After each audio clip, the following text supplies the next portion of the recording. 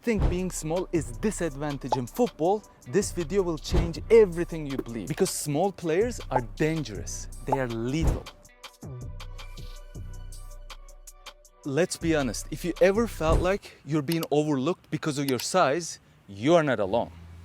Are you still watching? Look how small I am, and I was fine. Okay, actually I'm not that small, but if you're a small player and it's all you're thinking about, that it's a big disadvantage, I mean, look at Messi, look at Xavi, look at Iniesta. There's a lot of players that are very, very small, very tiny, but they used their size for their advantage. There's a lot of advantages. You just gotta know how to use them.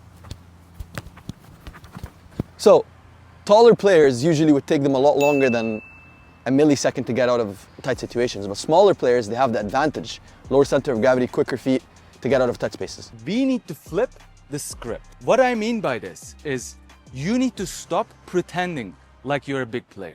You need to get rid of the mindset that I have to play like a big player. Your style of playing this game is gonna be different than how a big player plays this game. But you have to adjust your mentality so you're looking at the situation from a glass half full rather than glass is empty. One of the very important concepts of being a small player, and you can play it to your advantage all the time, to get past the player or get fouled, is to put your body between the ball and the opposition's player. Of course, when you do that, you put yourself in a situation that you either got past the player or the player has to foul you to get the ball. And that of course puts your team in an advantage because you could either cause free kicks in dangerous positions, yellow cards for the opposition, or you just get past the player and break lines by dribbling. It's easier for smaller players to have better balance, there's no question about that. Makes your dribbling better, to get out of tight situations better. I mean, balance is so important in soccer in general. A good example of putting your body between the opponent's body and the ball, pum pum, and then I put my body in front of you like this. I'm gonna get past you this way,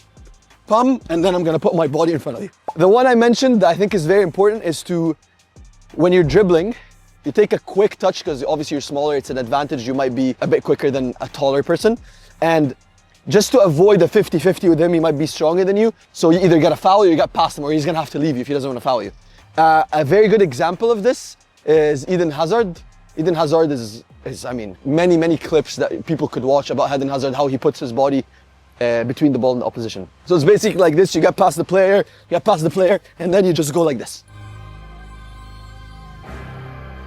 Doesn't need speed. If you need to get the ball here, you're either gonna have to foul me or I got past you. Why this makes it challenging for a bit taller player is because your weird angle to my hand. Of course. Right? Yes. Because if you were tall, now we are actually can go hand to hand almost. It's very true. Shoulder to shoulder. It's very true. But you are here. Yes, right? it's like smaller players are honestly a little bit more slippery. That's right. Yes. Very slippery. Yes. Because now I can risk fouling you very easy. And this doesn't need strength at all. All you have to do is here, and then either you push me, it's a foul, or I'm gone.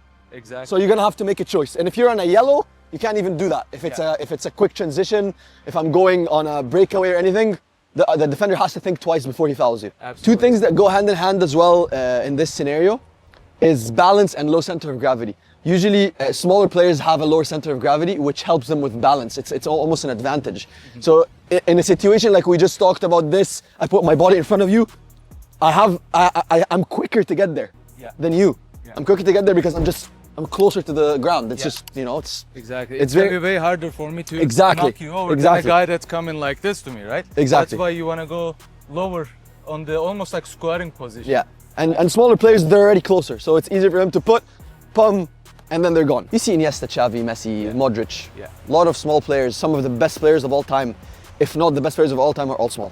Yeah. Just so we put this into consideration. What does it feel for you when you're defending? It's not like you defend a lot, I know. But when you go against, in a defensive situation against a smaller player, that you can see is a little quick. Okay, so what I do personally, if I'm defending a player your size and they're quick, I raise my dirtiness level a little higher, right? Yeah. So I kick you a little bit more, so you try to stay away from me. Because personally, I'm not very fast either. So like I'm a bit bigger and I'm also on the slower side. Yeah.